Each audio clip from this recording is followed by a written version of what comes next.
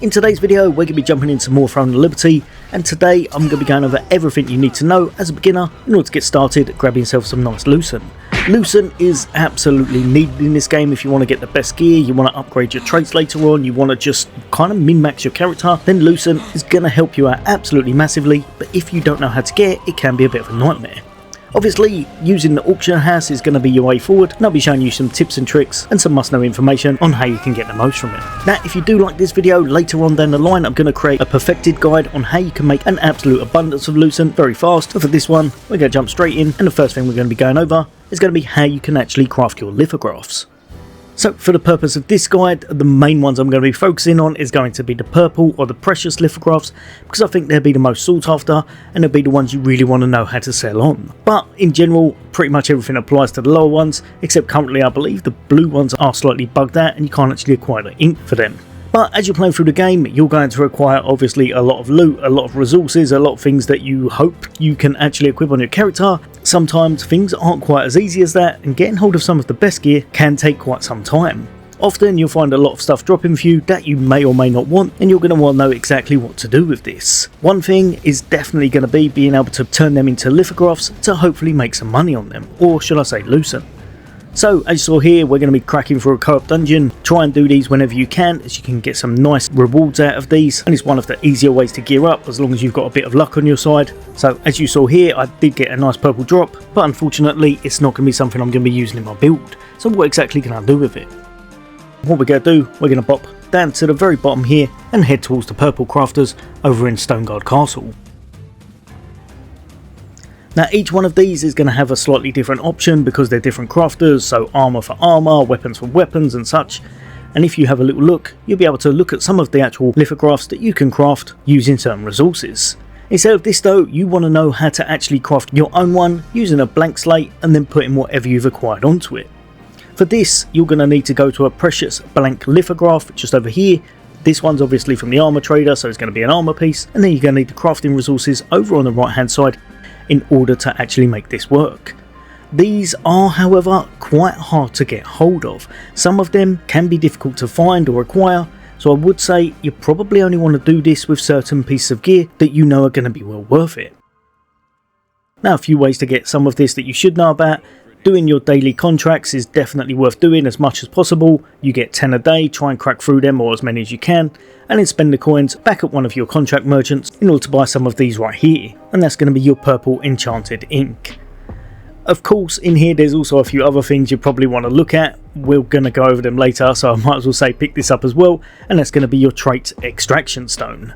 You'll be able to get quite a few of these, so grab as many as you can most times, as it's definitely going to help you in your playthrough, and stocking up on these early can really help further down the line. Then if you go over to your inventory and you have a little look at your sub menu just down the bottom here, you're going to notice there's a few options available, but the one you want to look at is going to be for your lithographs. Then you're going to pick whatever item you actually want to change into a lithograph, and when you click on it, it's going to show you exactly what is needed. So armour will need a precious blank lithograph of armour, and of course a little bit of money, 250,000 of your actual gold coins. Now one thing to note, when you're doing this for weapons, it does cost quite a bit more, and the resources needed is also enhanced, so be wary because it will cost you an absolute abundance if you're going to be doing this for your weapons. Then you're going to go over to the auction house and you have a little look through. And these first items here, don't worry about, because unfortunately you're not going to be putting them on for that, because for us we're putting them on as a lithograph. So instead you're going to want to make sure you check out before doing this exactly how much they're all worth. Like I said, the resources to do some of those precious lithographs can definitely come in clutch in some situations. So if you're looking through these lithographs and you think that the item you're actually going to be putting on maybe isn't worth as much as you originally thought, or is just not worth your time and effort. So like this one we're looking at, if we go into the lithographs, the lowest one is going to be 400 for our Justicia helmet, and honestly it's probably not going to be in your best interest, as you'll be able to make it in other ways and save a whole bunch of resources. So make sure you check out the auction house, see exactly how much the item's going for before you actually go about creating these lithographs straight away. However, if you look at some of the more expensive versions, some of the drops, some of the rarer drops indeed, are definitely worth doing this for, as you can make yourself thousands of Lucent as long as you've had a lucky drop or something that's much more sought after.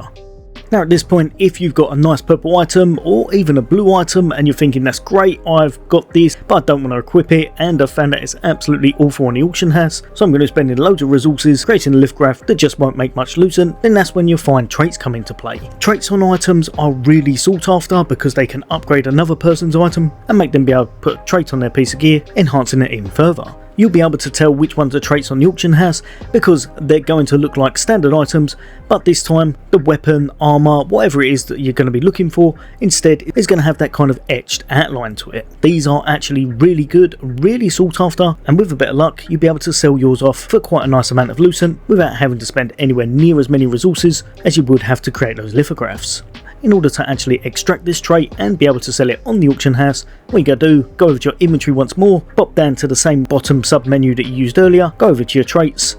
and then pick the item that you actually want to extract the trait from, and it will give you a menu saying exactly how much it's going to cost. These cost the trait stones that we saw earlier that you were able to grab quite a few of, and as with all things, it's going to cost you a little bit of Solent as well. So make sure you stack up on both those resources because you'll probably be extracting traits very often now whenever you can. After that's done, you're going to jump straight over to the auction house, you're going to go over to sell, and you're going to see exactly how much they're worth. When listing them on the auction house, you'll be able to go over to the sell menu, and then it's going to give you a kind of brief overview of how they're going at the moment, and obviously some traits are worth more than others. Some are not that sought after, whereas some of them are highly sought after and will sell very fast, such as max health, skill damage, or like the one you see here, skill damage reduction. And you'll be able to look into it more when you're going into the auction house, as you'll be able to check out what sells and which one's going to give you a much more profitable outcome than some of the others. The easiest way I found when you're selling these items on, look for your lowest current available price. That means what's on the auction currently, and then you're going to want to try and beat it by a small margin.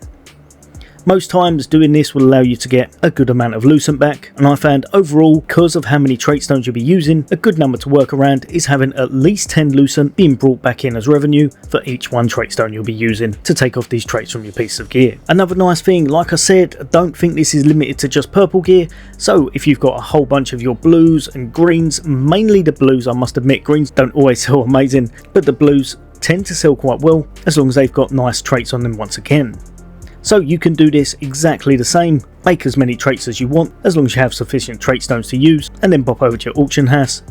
do exactly the same again and sell them off and make yourself some nice easy Lucent. At this point, when you do get certain items, there's some that you'll definitely want to know about, such as your Marind, as these can be a really nice source of Lucent revenue without having to go to all of the worries of extraction or crafting or pretty much anything, because they're just going to be from your standard drops. A great place to take advantage of these is going to be your open world dungeons, where you'll be using your abyssal tokens that you've built up in order to grab yourself some nice resources, some great weapon mastery XP, some nice amount of Solent, but also hopefully some of the drops we're after, so there's blue piece of gear, purple if you're lucky, and of course any of those precious gems, such as your Marind and of course your rubrics. Rubrics sell extremely well, so anytime you get those red ones, it's definitely going to bring in a nice bit of profit. So you want to jump into these dungeons, do the highest ones available for you that you can actually take on, and if you're in a guild that's higher up in levels, you start to unlock more of these dungeons and the rewards will probably be a little bit better.